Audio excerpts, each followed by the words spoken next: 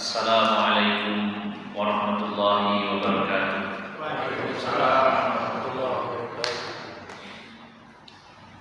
Alhamdulillahilladzi anzala as-sakinata fi qulubil mu'minin yazdadu imanan ma'a imanihim wa asyhadu an la ilaha illallah wahdahu la syarika lah wa asyhadu anna Muhammadan abduhu wa rasuluhu la nabiyya ba'dah.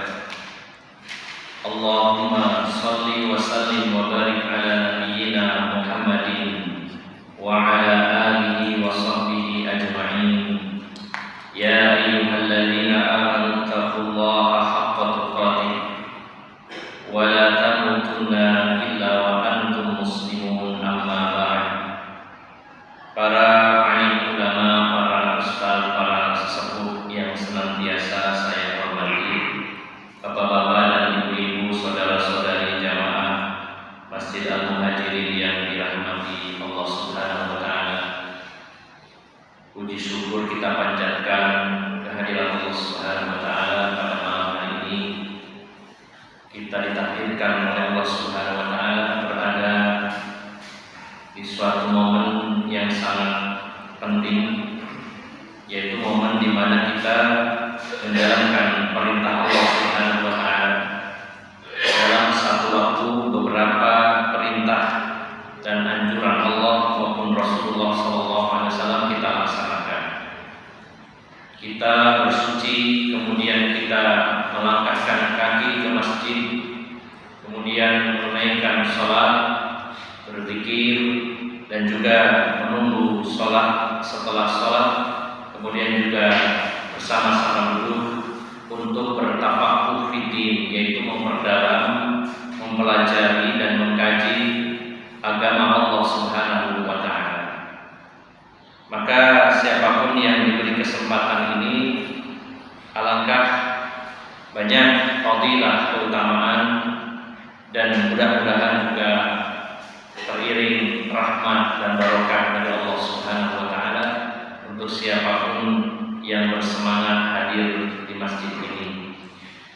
Bapak Ibu, saudara-saudari yang dimuliakan Allah Subhanahu wa taala, tidak terasa malam ini sudah masuk malam yang ke-20 di bulan Sya'ban. Kurang lebih 10 hari atau mungkin 9 hari lagi kita akan memasuki bulan yang sangat istimewa, bulan yang berbeda dengan bulan-bulan yang lainnya. Bagi siapapun yang memiliki iman, pasti kedatangan bulan Ramadan akan membuatnya bersukacita. Kita bersedih tentu ada alasannya. Kita juga bergembira, bersukacita tentu ada alasannya. Kalau dipertanyakan mengapa orang-orang beriman bersukacita dengan datangnya Ramadan, maka orang-orang beriman bersukacita, bergembira dengan datangnya bulan Ramadan karena adanya iman, adanya keyakinan dengan apa yang Allah informasikan dan apa yang diinformasikan Rasulullah terkait bulan Ramadan yang penuh kebaikan.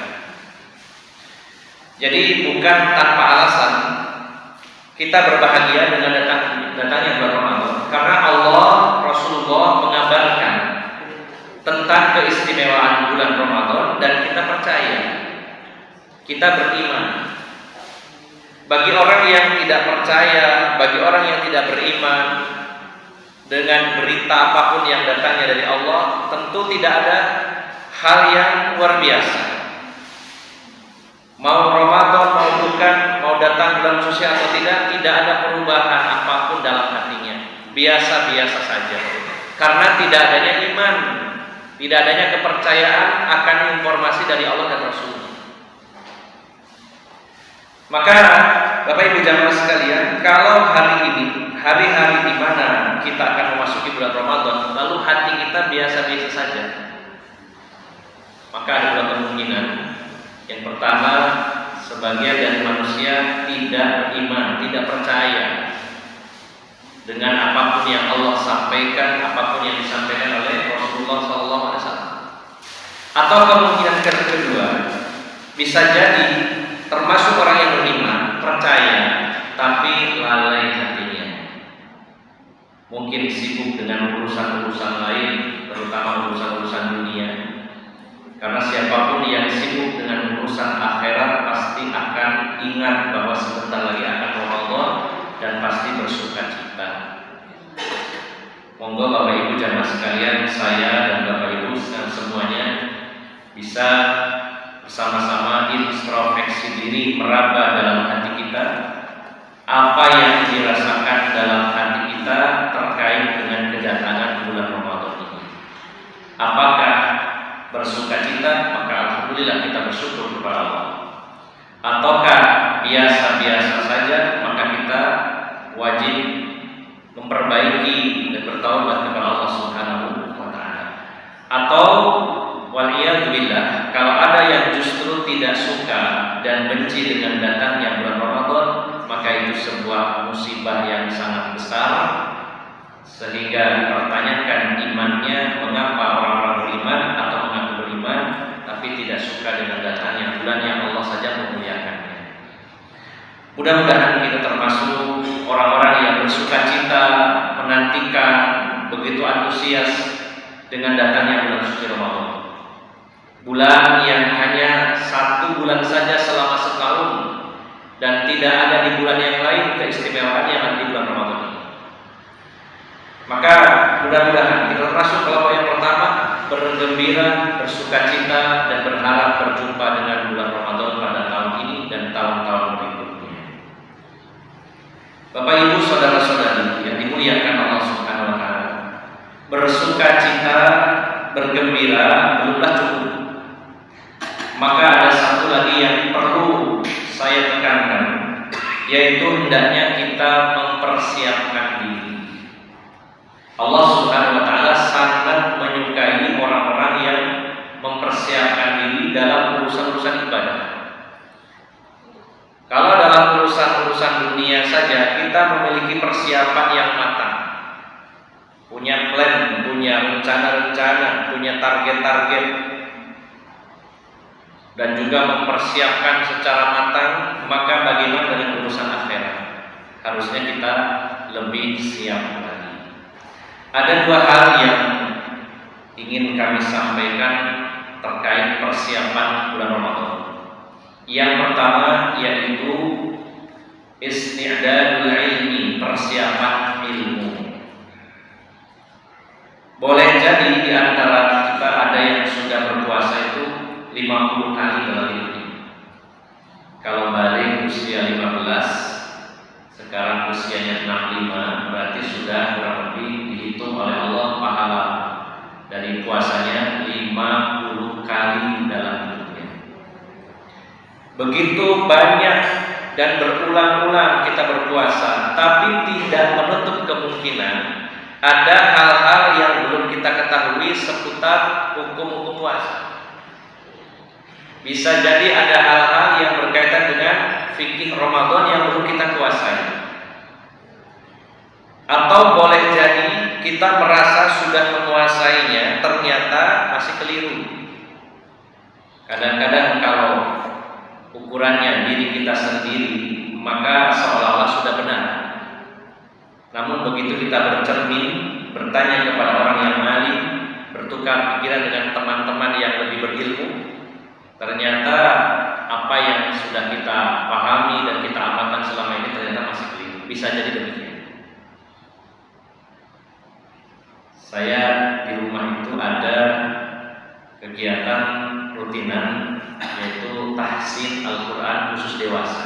Walaupun beberapa waktu ini libur, rata-rata usianya 45 atau 40 ke atas, ada yang 55 dan lebih lagi dari umur itu.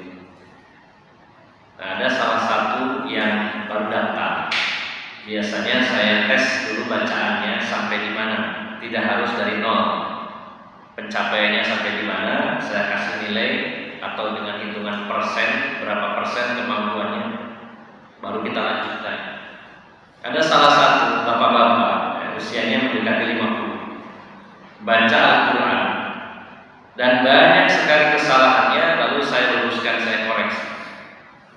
Setelah banyak dikoreksi, beliau mengatakan, Ustaz, saya itu kalau baca Quran di rumah itu lancar sekali, tidak pernah salah. Kenapa? Ngaji ke Ustaz jadi banyak yang salah.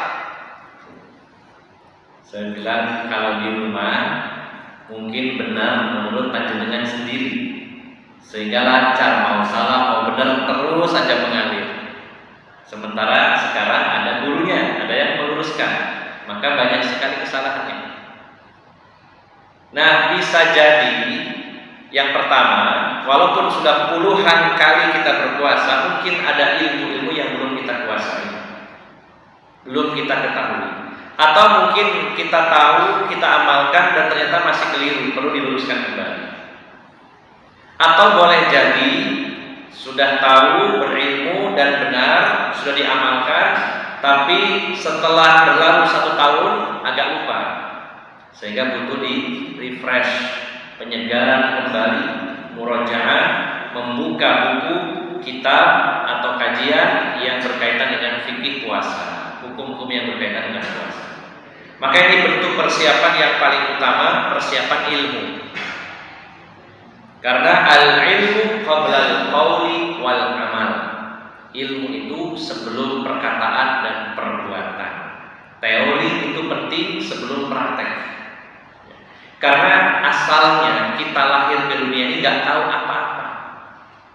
Allah menyatakan, wallahu akhrajakum min butuni ummahatikum la ta'lamuna syai'a. Allah lah yang mengeluarkan kamu dari rahim, dari perut ibumu. Dan saat kamu dikeluarkan, saat kamu dilahirkan, la ta'lamuna syai'a, kamu itu tidak tahu apa-apa, baik urusan dunia maupun urusan agama, urusan akhirat. Termasuk kita ini sebenarnya tidak tahu tata cara ibadah kecuali setelah diajari oleh Rasulullah SAW.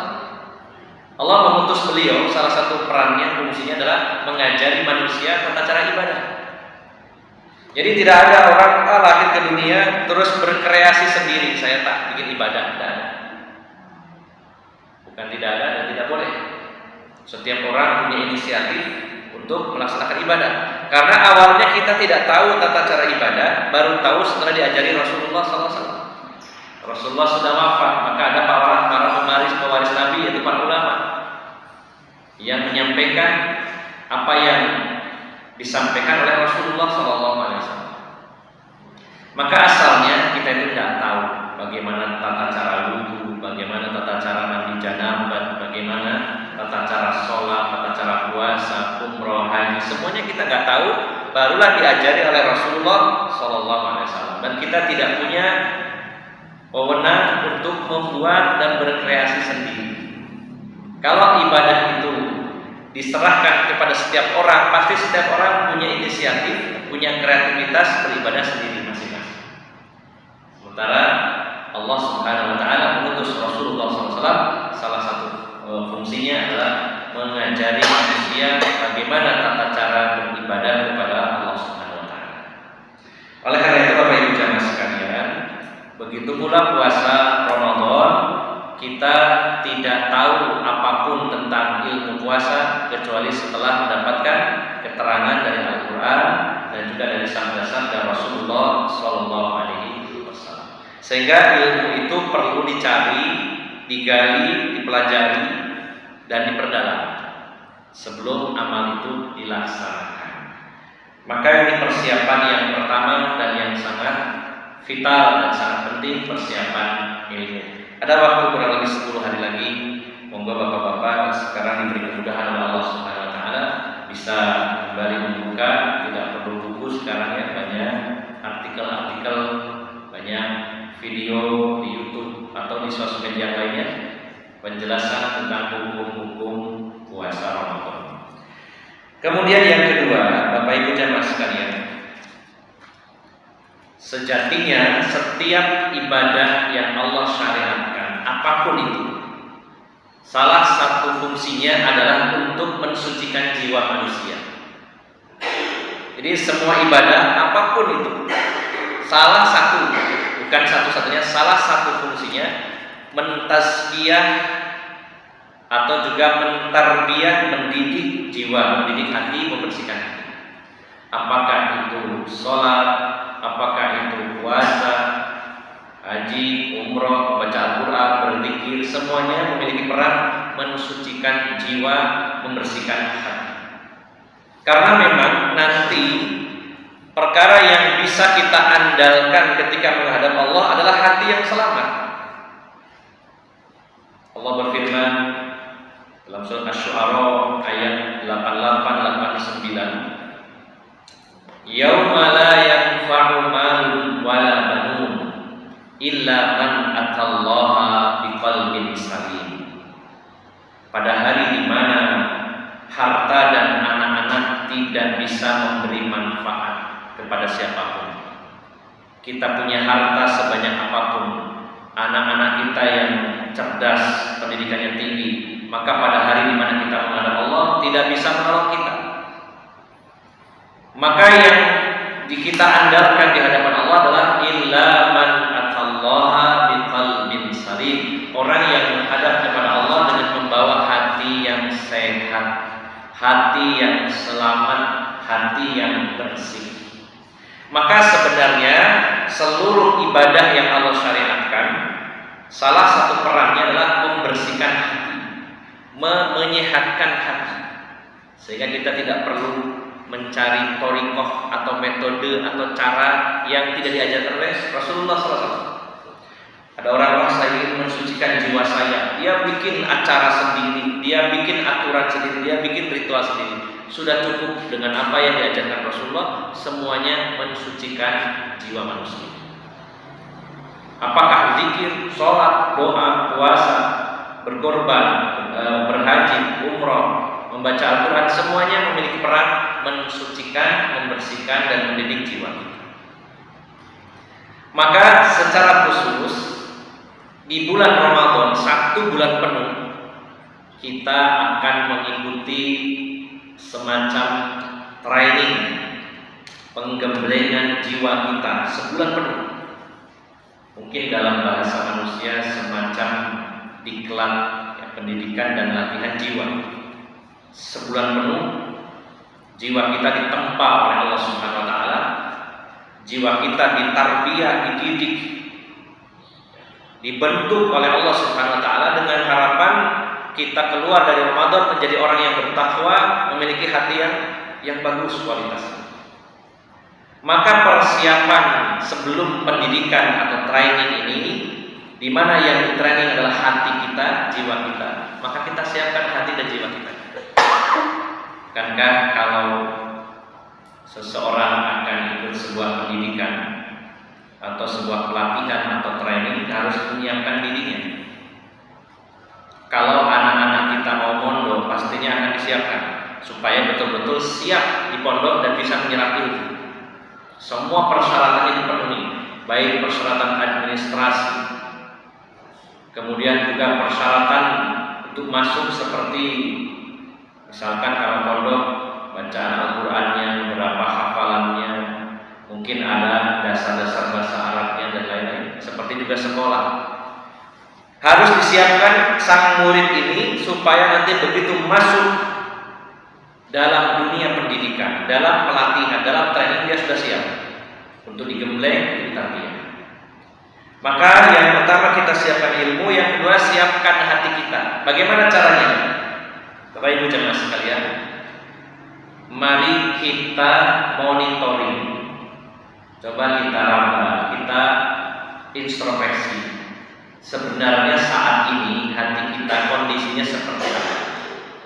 Sedang sakit atau sedang sehat? Saya ulangi, coba kita cek dan nanti akan kita bahas secara singkat bagaimana cara mendeteksinya. Fokusnya adalah sebelum hati kita ini akan dididik, ditarbiyah oleh Allah selama Ramadan, kita cek dulu kondisinya seperti apa. Apakah sedang sehat-sehat saja atau sedang mengidap penyakit, sedang sakit, ringan, sedang atau parah. Lalu bagaimana tanda hati seseorang itu sehat? Saya tidak akan membahas hati yang sakit di sini karena waktunya terbatas. Apa tanda hati seseorang itu sehat? Yang paling dominan tanda hati sehat itu adalah ketika seseorang memiliki khasyah, rasa takut kepada Allah Subhanahu wa taala. Allah Subhanahu wa taala berfirman menjelaskan hal ini di dalam surat Al-Anfal ayat 2. Jadi ingin melihat sehat tidaknya hati kita, kita ukur kadar rasa takut kita kepada Allah Subhanahu wa taala. Bila rasa takut kita ini besar, maka hati kita sehat. Jika kita tidak takut kepada Allah atau rasa takutnya kecil sekali, maka kemungkinan besar hati kita sedang tidak sehat, sedang sakit. Allah menyatakan di dalam surat Al-Anfal ayat yang kedua, innamal mu'minuna alladzina idza dzukirallahu wajilat qulubuhum wa idza tuliyat 'alaihim ayatuhu zadatuhum imanan wa 'ala rabbihim yatawakkalun. Orang-orang beriman itu hanyalah orang-orang yang apabila disebut nama Allah bergetarlah hati mereka. Orang-orang beriman itu maksudnya di sini orang yang beriman dan hatinya sehat, memiliki rasa takut kepada Allah. Disebut namanya saja bergetar hati. Baru disebut namanya Allah sudah bergetar. Dibacakan ayat-ayat Allah tambah imannya dan sangat berserah diri, bertawakal kepada Allah Subhanahu wa taala. Jadi ini rumus Bapak Ibu jamaah sekalian. Siapa yang rasa takutnya begitu besar kepada Allah berarti hatinya sehat. Dan bagaimana dengan kita semuanya saat ini? Apakah memiliki rasa takut kepada Allah atau tidak? Maka dalam kesempatan yang singkat ini saya ingin menyampaikan sebuah tema tentang cara mendeteksi diri kita ini termasuk orang yang takut kepada Allah atau tidak. Kurang lebih ada 7 poin. Apabila kita dapati dalam diri kita poin-poin tersebut, maka berarti kita termasuk orang yang takut kepada Allah. Dan kalau takut kepada Allah berarti kita memiliki hati yang sehat. Jelas saya runtutannya. Ada 7 poin. Kalau kita miliki berarti kita punya rasa takut. Kalau punya rasa takut berarti hati kita sehat. Yang pertama, tanda orang itu takut kepada Allah adalah ketika mendengar atau membaca ayat-ayat Allah Subhanahu wa taala, maka kulitnya merinding, gemetar. Ya. Jadi kulitnya semacam merinding, kemudian juga ada rasa nyaman. Ini sebagaimana yang difirmankan Allah Subhanahu wa taala dalam surat 39 Az-Zumar ayat 23. Allah berfirman, Allahu nazzala ahsanal hadithi kitaban mutasyabihan mathani. Kemudian Allah menyatakan taksya'iru minhu juludul ladzina yakhshawna rabbahum thumma talinu juluduhum wa qulubuhum ila dzikrillah dzalika hudallahi yahdi bihi man yasha wa may yudlilillahu fama lahu min had. Allah yang telah menurunkan sebaik-baik perkataan, yaitu Al-Quran. Yang mana isi Al-Quran itu mutasyabihan mathani. Ayatnya antara yang satu dengan yang lainnya itu agak mirip-mirip. Di antara Al-Quran banyak yang mirip, bahkan ada yang sama kalimatnya. Dan juga diulang. Ada yang mirip, ada yang diulang-ulang. Dalam surat Ar-Rahman contohnya Allah berfirman, "Fa bi ayyi ala'i rabbikuma tukadziban." Itu berapa kali? Kalau tidak salah 35 kali. Kemudian juga ada ayat yang bahkan dalam satu surat, contohnya dalam surat An-Nisa ayat 48 dan 116. Ayatnya sama persis. An-Nisa 48 dan 116. Innallaha la yaghfiru an yushraka bihi wa yaghfiru ma duna dzalika liman yasha. Sesungguhnya Allah tidak mengampuni dosa syirik dan mengampuni dosa selain syirik bagi siapapun yang dikehendaki. Allah lah yang telah menurunkan sebaik-baik perkataan, yaitu Al-Quran, yang ayatnya mirip-mirip dan juga diulang-ulang. Dan ini jadi pelajaran Bapak Ibu jamaah sekalian bahwa ilmu itu harus diulang-ulang sehingga bisa jadi untuk menguatkan dan menegaskan, walaupun tidak lupa untuk menegaskan. Kalau Allah saja mengulang tidak bosan, maka kita pun harus terus mengulang. Bukankah kebatilan yang disampaikan terus-menerus akhirnya dianggap kebenaran? Kesesatan kalau disampaikan terus secara masif, maka suatu saat orang menganggap itu benar. Maka kebenaran pun harus terus diulang-ulang. Dan kita pun jangan pernah bosan menerima kebenaran, menerima ilmu walaupun itu diulang-ulang. Dulu para ulama ketika menyimak satu kajian, satu tema yang sama untuk yang ke-100 kalinya, mereka mengatakan kami seolah mempelajarinya baru pertama kalinya. Jadi ngaji temanya sudah 100 kali disampaikan, para ulama mengatakan kami baru pertama kali. Ini menunjukkan bentuk ketawaduannya para ulama, walaupun sudah sering mendengarnya bahkan sampai 100 kali, menganggapnya seperti yang pertama kali. Kadang-kadang kita bukan kelasnya ulama saja merasa berusaha diulang-ulang terus. Al-Quran isinya banyak yang diulang-ulang untuk menegaskan. Poin yang kita garis bawahi Bapak Ibu jamaah sekalian, ciri orang itu kalau punya rasa takut kepada Allah, kalau dia membaca atau mendengar, terutama mendengar. Karena orang membaca Al-Quran dengan yang mendengar, fokusnya lebih tinggi yang mendengar. Para ulama mengibaratkan orang yang membaca Al-Quran seperti orang yang memeras susu sapi dan yang mendengar itu tinggal minum. Orang yang mendengar itu hanya fokus mendengarkan saja, menyimak. Sementara yang membaca dia harus mengingat-ingat, harus menghafalnya. Ada rasa dalam hatinya takut lupa ketika membacanya. Kalau itu dihafalkan.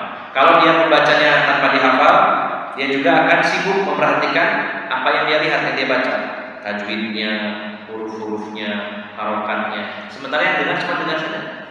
Maka terutama yang mendengar, ciri orang itu punya rasa takut kepada Allah. Kalau mendengar ayat-ayat Al-Quran merinding kulitnya, gemeter hatinya ya. Kulitnya merinding, kemudian tenang. Apakah tanda yang pertama ada dalam diri kita mendengar bacaan Al-Quran? Rasanya merinding tadi saya dengar bacaannya. Nah, itu berarti adanya rasa takut kita kepada Allah Subhanahu wa Ta'ala. Wah, kalau saya kok nggak pernah merinding ya dengar baca Quran, biasa-biasa saja. Berarti harus lebih bersemangat lagi mempelajari. Mungkin kita nggak paham apa yang dibaca tadi. Kalau kita paham artinya, paham apa yang dibaca, apalagi berbicara membaca tentang ayat-ayat neraka, merinding ya kulit kita mendengarnya.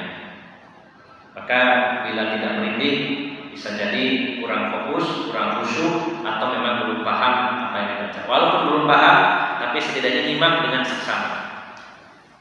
Hadirkan Allah seolah di hadapan kita dan kita merasa takut kepadanya ketika dibacakan ayat-ayat Al-Quran. Jadi yang pertama, hatinya merinding, kulitnya merinding mendengar bacaan Al-Quran. Yang kedua, ciri orang hatinya itu takut kepada Allah, dan itu menunjukkan dia memiliki hati yang sehat adalah yaitu khusyuk ketika berzikir kepada Allah Subhanahu. Bila kita berzikir, jangan hanya di lisan saja, tapi tembus sampai ke hati. Hati, pikiran kita sinkron dengan apa yang kita baca. Jangan sampai mulut kita membaca zikir, mata kita kemana-mana, nyawang yang lainnya tidak konsentrasi. Apalagi mulutnya berzikir di masjid, pikirannya ada di pasar, ada di kantor, ini berarti kurang khusyuk. Kalau ada yang berzikir kemudian dia merasakan kekhusyuan yang dalam, menunjukkan dia memiliki rasa takut kepada Allah Subhanahu wa Ta'ala. Allah berfirman di dalam surat Al-Hadid ayat 16. Surat Al-Hadid ayat 16. Alam ya'ni lil ladzina amanu an tahsha'a qulubuhum li dzikrillah belumkah datang waktunya bagi orang-orang yang beriman untuk tunduk hati mereka, takut mereka kepada Allah, ya, dan mereka tunduk, ya, maksudnya mereka tunduk takut kepada Allah saat mereka mengingat Allah Subhanahu wa Ta'ala. Belum datangkah waktunya bagi orang yang beriman untuk merasa takut kepada Allah ketika mereka berzikir kepada Allah Subhanahu wa Ta'ala. Apalagi ada yang berzikir saat sunyi lalu bercucuran air matanya, itu menunjukkan hatinya sehat dan menunjukkan dia punya rasa takut kepada Allah Subhanahu wa Ta'ala. Dan itu salah satu dari 7 orang atau 7 golongan yang mendapatkan naungan di sisi Allah Subhanahu wa Ta'ala, yaitu nomor 6. Rasulullah menyatakan, wa rajulun dzakarallaha khaliyan fafadat 'ainahu. Seseorang yang berzikir kepada Allah saat sunyi, di sepertiga malam atau tengah malam dia berzikir kepada Allah, lalu mengalirlah air mata dari kedua matanya, maka dia tandanya orang yang takut kepada Allah Subhanahu wa Ta'ala. Itu orang yang khusyuk saat berzikir. Yang ketiga, tanda orang yang takut kepada Allah adalah mau mendengar dan menerima serta patuh terhadap kebenaran. Mendengarnya, menerimanya, dan mentaatinya, patuh terhadap kebenaran. Jadi, pasti datangnya dari Allah, tidak bisa diremehkan. Ini kebenaran datangnya dari Allah. Al-haqqu min rabbik, al-haqqu min rabbika fala takunanna minal mumtarin. Kebenaran itu datangnya dari Tuhanmu, yaitu Allah, dan jangan sekali-kali kamu itu menolaknya. Maka orang yang takut kepada Allah ketika mendengar kebenaran disampaikan dari siapapun tanpa melihat siapa yang menyampaikannya, pokoknya kebenaran bukan dari orang ini, datangnya dari Allah. Orang ini hanya menyampaikan saja. Maka orang yang tidak mau mendengar, tidak tunduk, tidak patuh, menyombongkan diri, merasa gengsi dalam menerima kebenaran, berarti dia sejatinya tidak punya rasa takut kepada Allah Subhanahu wa Ta'ala. Dia melihat orang yang menyampaikannya, tidak dilihat kontennya, padahal kontennya dari Allah Subhanahu wa Ta'ala. Kita bisa mengambil contoh teladan dari Imam Ahmad bin Hanbal ketika beliau melihat seorang anak kecil memakai sandal yang ukurannya terlalu besar. Kata Imam Ahmad, wahai anak kecil, hati-hati kamu terpeleset karena sandalmu terlalu besar. Kata anak kecil ini, anak kecil. Imam Ahmad bin Hanbal seorang ulama besar, muridnya ribuan, ulama besar, terkenal seantero dunia. Ada anak kecil pakai sandal ukurannya terlalu besar, dikatakan anak kecil, hati-hati kamu terpeleset dengan sandalmu ini. Lalu ada yang mengatakan, apakah anda ini Imam Ahmad yang terkenal itu? Hati-hati wahai Imam Ahmad, dengan keterkenalanmu, dengan popularitasmu, hati-hati anda terpeleset. Bayangkan, anak kecil sudah diingatkan, malah balik mengingatkan. Tapi beliau melihatnya bukan anak kecilnya, tapi kebenaran yang disampaikan. Kebenaran itu datang dari Allah Subhanahu wa Ta'ala. Maka beliau menangis mendengar nasihat itu dari anak kecil.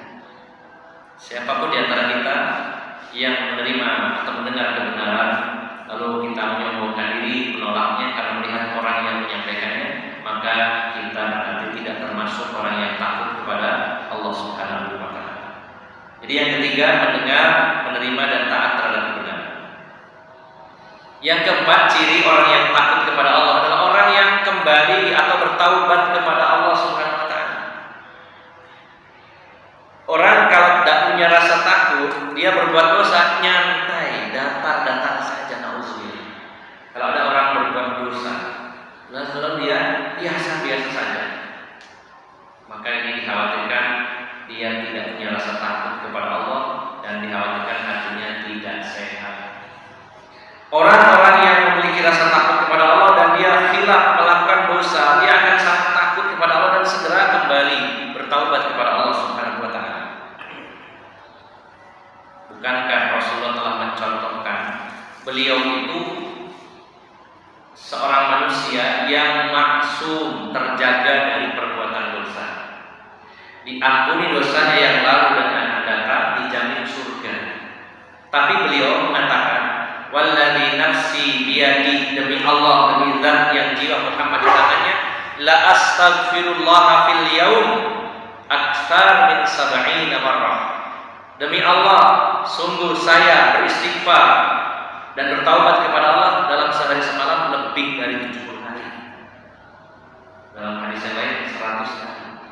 Beliau terjaga dari dosa, diampuni dosanya, istighfarnya, taubatnya 100 kali setiap hari. Nah, bagaimana dengan kita yang tentunya banyak dosanya? Kalau kita punya rasa takut kepada Allah, selalu bertaubat kepada Allah, selalu istighfar kepada Allah Subhanahu wa taala. Ini yang keempat. Yang kelima, orang yang memiliki rasa takut kepada Allah memiliki karakter tenang dan berwibawa. Allah berfirman di dalam surat Al-Fath ayat 4. Surat Al-Fath ayat 4. Walladzi anzalas sakinata fi qulubil mu'minin liyazdadu imanan ma'a imanihim. Dialah Allah yang telah menurunkan ketenangan dalam hati orang-orang beriman agar bertambah iman mereka setelah adanya iman yang sudah ada ditambahkan lagi. Jadi orang yang takut kepada Allah hatinya tenang, berwibawa, pembawanya kalem. Semakin takut kepada Allah, dia tidak takut kepada selain Allah SWT. Kalau orang itu rasa takutnya kecil kepada Allah, biasanya takutnya kepada selain Allah. Takut kepada pejabat, takut sama orang kaya, takut sama orang yang punya kedudukan. Orang yang takutnya kepada Allah Subhanahu wa taala dan besar rasa takutnya, jiwanya akan tenang, santuy istilahnya ya, kalem dan juga berwibawa. Maka ini sangat kita butuhkan dalam keadaan, dalam situasi dan kondisi apapun, yaitu sebuah ketenangan, dan itu akan didapatkan bagi orang-orang yang hatinya selalu tertaut kepada Allah dan selalu merasa takut kepada Allah Subhanahu wa taala. Yang dia takut cuma Allah, yang lainnya nggak dia takuti, santai saja. Ini ciri orang yang takut kepada Allah, selalu tenang dan berwibawa dalam situasi dan kondisi apapun. Tidak gampang kalut, tidak gampang panik, tidak gampang berencana. Yang keenam, ciri orang punya rasa takut kepada Allah itu memiliki sifat welas asih kepada sesama mukmin. Kalau ketemu saudaranya, hatinya bergetar, bertanya sayang sekali kepada saudara. Sebagaimana Allah berfirman dalam surat Al-Hasyr ayat 10. Walladzina ja'u min ba'dihim yaquluna rabbana ighfir lana wa li ikhwanina alladzina sabaquna bil iman wa la taj'al fi qulubina ghillan lil ladzina amanu rabbana innaka ra'ufur rahim. Dan orang-orang yang datang setelah mereka, yaitu para sahabat, generasi setelahnya sampai hari ini, sampai hari kiamat, mereka berdoa kepada Allah, wahai Tuhan kami, ampunilah dosa kami dan dosa saudara-saudara kami yang telah mendahului kami, sudah meninggal. Dan janganlah Engkau jadikan ada dendam, kebencian dalam hati kami kepada orang-orang mukmin. Hati-hati kalau kita masih punya dendam, kebencian kepada saudara kita, saudari kita sama mukmin, hati-hati, hati kita belum sehat. Karena orang yang hatinya sehat, orang yang punya rasa takut kepada Allah, bergetar hatinya karena rasa cinta, sayang kepada saudaranya sesama mukmin. Dan yang terakhir, yang ketujuh, tanda orang yang takut kepada Allah adalah hatinya selamat dari sifat hasad, yaitu iri. Karena ini akan merusak tatanan kehidupan, bahkan merusak hubungan persaudaraan. Bukankah Qabil membunuh Habil, dan ini dosa besar? Pembunuhan pertama di muka bumi ini adalah pembunuhan Qabil kepada Habil. Dalam hadis Bukhari, Rasulullah menyatakan, setiap terjadi pembunuhan di muka bumi ini sampai hari kiamat, maka setiap satu kali pembunuhan, Qabil dapat bagian dosanya selain dosanya sendiri. Mengapa yang berdosa kan orang lain, kenapa Qabil harus menanggungnya? Karena dia yang mencontohi pertama kalinya. Maka siapapun yang memberikan contoh kebaikan lalu diikuti, dia pun dapat pahala dari orang lain yang mengikuti. Begitu pula orang yang memberikan contoh keburukan lalu diikuti contoh itu, maka orang yang pertama kali mencontohkannya akan mendapat beban dosa dari para pelakunya. Qabil mendapat dosa dari pembunuhan dia kepada Habil, dan juga dosa-dosa para pembunuh sepanjang sejarah manusia. Apa sebabnya dia mendapatkan musibah besar ini? Karena hasad iri kepada saudaranya. Gara-gara iri dibunuh saudaranya. Padahal manusia itu masih sedikit. Kalau Habil itu tidak meninggal, dibunuh, kemungkinan besar keturunannya bisa berbangsa-bangsa. Nabi Ismail saja satu orang melahirkan bangsa Arab, apalagi di atasnya. Tapi dibunuh, ini dosa sangat besar karena adanya hasad. Bukankah saudara-saudara Nabi Yusuf membuang Nabi Yusuf, saudara seayahnya yang masih kecil, dibuang ke dalam sumur, dan target akhirnya adalah dibunuh sebenarnya. Dibuang dengan harapan meninggal, karena dibuang ke dalam sumur masih kecil. Kalau tidak ditemukan oleh kafilah dagang, beberapa hari bisa meninggal. Naik tidak bisa, masih kecil, usianya sekitar 7 tahun. Naik tidak bisa, mungkin ada air sedikit bisa diminum, tapi tidak ada makanan dengan sedikit oksigen. Mengapa saudara-saudara Yusuf sampai tega membuang Nabi Yusuf ke sumur? Karena adanya hasad, iri. Kenapa orang-orang Yahudi di Madinah yang tahu bahwa Rasulullah itu benar tapi menolaknya? Hasadan min indi anfusihim, karena hasad dari hati mereka. Maka orang kalau masih punya rasa iri, hati-hati, berarti belum punya rasa takut kepada Allah, dan itu tandanya hatinya belum sehat. Maka Bapak Ibu jamaah sekalian, saya rangkum sebelum kita tutup bahwa sebelum memasuki bulan Ramadan kita siapkan yang pertama ilmu, yang kedua siapkan hati kita. Hati kita yang bersih tandanya adalah rasa takut kepada Allah Subhanahu wa taala. Dan kalau ingin tahu apakah kita termasuk orang yang memiliki rasa takut kepada Allah atau tidak, yang pertama yaitu kulit kita merinding saat mendengar Al-Quran dibacakan. Kemudian yang kedua, khusyuk saat berzikir. Yang ketiga, menerima, tunduk dan patuh terhadap kebenaran. Kemudian yang keempat, selalu bertaubat, meminta ampun kepada Allah Subhanahu wa taala. Yang kelima, selalu tenang dan berwibawa dalam situasi dan kondisi apapun. Yang keenam, memiliki rasa welas asih, kasih sayang kepada sesama mukmin. Dan yang terakhir, yang ketujuh, yaitu terhindar dari penyakit iri atau hasad kepada saudaranya sesama mukmin. Mudah-mudahan kita termasuk orang-orang yang memenuhi kriteria 7 tadi, sehingga kita termasuk orang-orang yang takut kepada Allah, dan semakin besar rasa takut itu menunjukkan semakin sehatnya hati kita semuanya. Semoga Allah berikan anugerah umur yang panjang agar kita bisa berjumpa dengan Ramadan, dan semoga diberikan kesehatan lahir dan batin, serta diberikan semangat untuk mengisi Ramadan di tahun ini dan di tahun-tahun berikutnya. Dari awal hingga akhir, apabila ada salah ucap, salah sikap, saya mohon maaf yang sebesar-besarnya. Billahi taufiq wal hidayah. Assalamualaikum warahmatullahi wabarakatuh. Waalaikumsalam.